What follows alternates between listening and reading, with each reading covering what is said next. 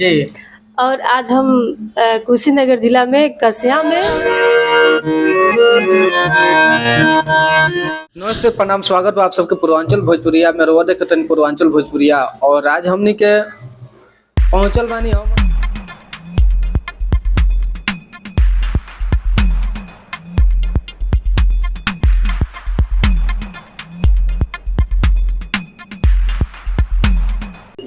प्रिया सिंह पूर्विया के पास और यहाँ के बहुत लोकप्रिय बानी स्टेज शो के मामले में।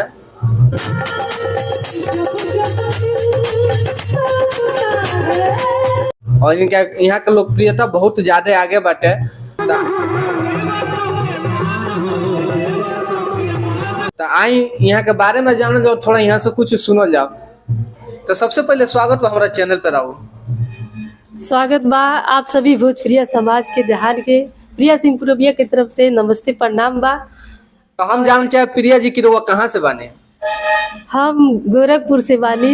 यस स्टूडियो टिंकू भैया जी के वहाँ हम लोग आए हुए हैं पर यहाँ पर लाइव रिकॉर्डिंग होने वाला है और हम भी एक दो गाने यहाँ पर गाएंगे। तो हम जानना चाहेंगे, आप तो बहुत ज्यादा मतलब स्टेज प्रोग्राम के लिए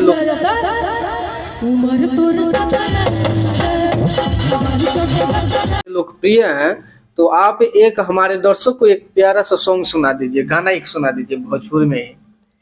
ठीक है, हम कोशिश करेंगे कि एक गाना भोजपुरी में गा दे, क्योंकि हम हिंदी भी गाते हैं और भोजपुरी तो ज्यादातर प्रोग्राम मेरा हिंदी का ही होता है, लेकिन भोजपुरी भी हम गाते हैं। जी जी, तो एक भोजपुरी गाना सुना दीजिए। तो हारमोनियम के साथ बैठे हुए हैं, ठीक है, हम चाहेंगे कि एक सुर और साज के माध्यम से एक गाना सुना दीजिए हमारे दर्शकों। आइए, एक भरत शर्मा जी का बहुत ही प्यारा गीत हमको बहुत अच्छा लगता है, उसी को हम सुनाना चाहेंगे। फिलहाल कहीं गाने को तो नहीं मिलता है, लेकिन यहाँ पर अपने मन से हम इसको चाहे कि सुना दें।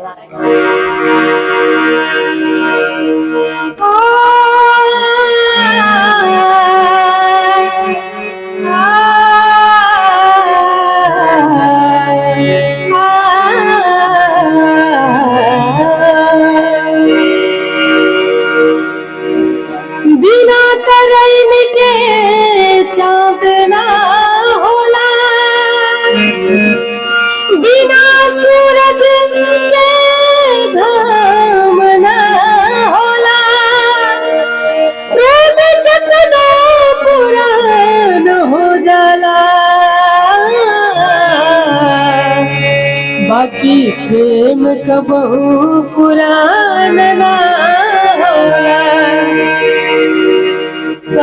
भैया प्यार कितना पुरान हो जाला, प्रेमी कितना पुरान हो जाला, लेकिन प्यार तो हो जाला, बारी बारी से होत रहेला। नया जनरेशन पुरान जनरेशन।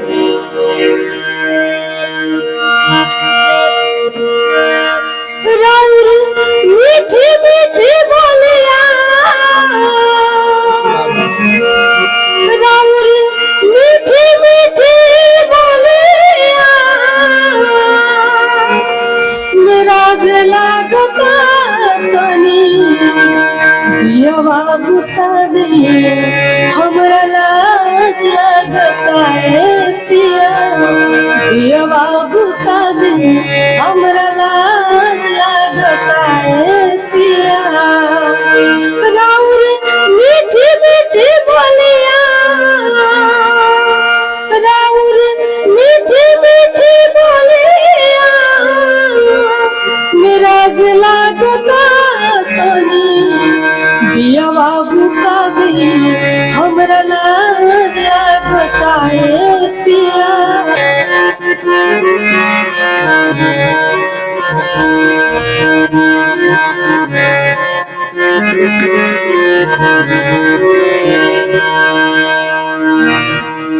आगे अंतरा सारी सारी रतिया, सारी सारी रतिया जरवला पे दिया, सारी सारी रतिया जरवला पे दिया, गारी दी हसास जी बाती मानी पिया।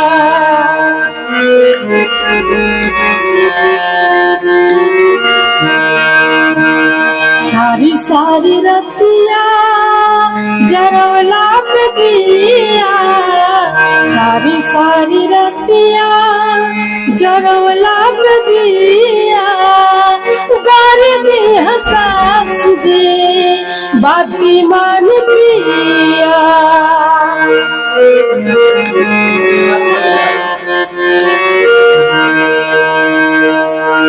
कोतरी आज दिन भर कथा कल